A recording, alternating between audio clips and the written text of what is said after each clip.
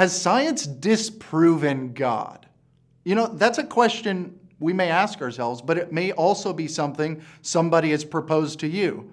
Science has disproven God. I don't need God because science has given me reason to not believe in him, people may say. Well, let's go further into it. Let's think about it. Let's ask questions about it. This whole idea of science started in the Enlightenment in the 18th century, where we see people going into the scientific method in the observable sciences to find truths, right? And that is perfectly fine, right? And then we see philosophers making claims, such as the famous philosopher Friedrich Nietzsche making the claim that God is dead and we have killed him. Well, what does that mean? Friedrich is claiming that because of the Enlightenment, because of the material sciences, we don't need God anymore, and we have no more use for him. But I am proposing to you, maybe you should think a bit more about that. Let's go into the definition of science. Science is the observable, systematic process that we use to find material truths. So let's play a game real quick. Let's assume the scientific method in science, the material sciences, is the only way we can find truth. Let's assume that. That would mean that there are no immaterial truths. There are no truths that are beyond the material world.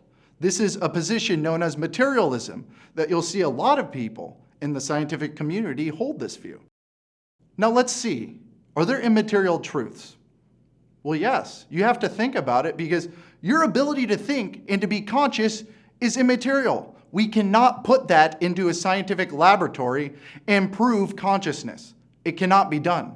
It can be philosophically deducted from inferences that we make from the evidences around us, right? We can think, we can communicate, we can understand, we can have a subjective experience, but that cannot be proven with the material sciences.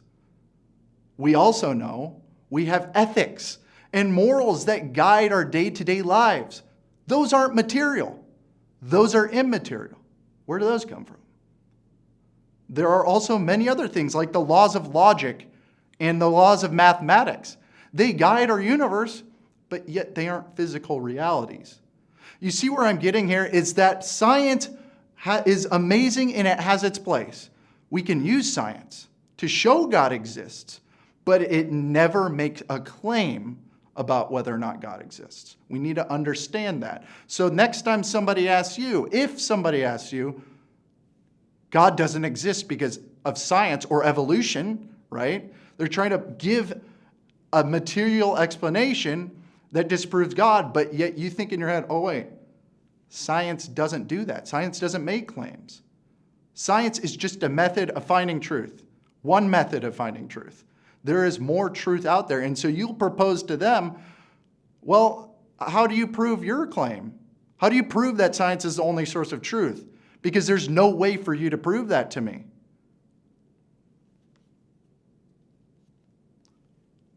You can go into the ideas of immaterial realities that we use in our day-to-day lives, like morals and ethics and consciousness.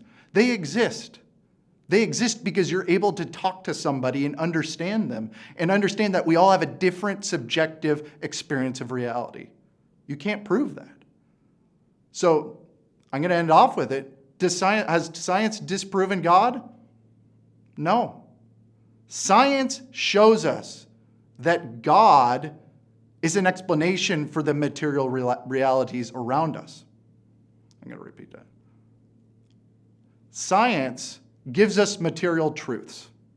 And those material truths we can use to show that God exists. Because we see immaterial realities. And we have to wonder, where do these material things come from? There would have to be something that goes beyond it. And that's what we call God. That's why we believe in God, because he is the explanation to everything that is material. And so next time somebody asks you, you know exactly what to say and think, because science and God, they go hand in hand, because God created everything, right? So I'm going to leave you off with that today. Have a great day, and God bless.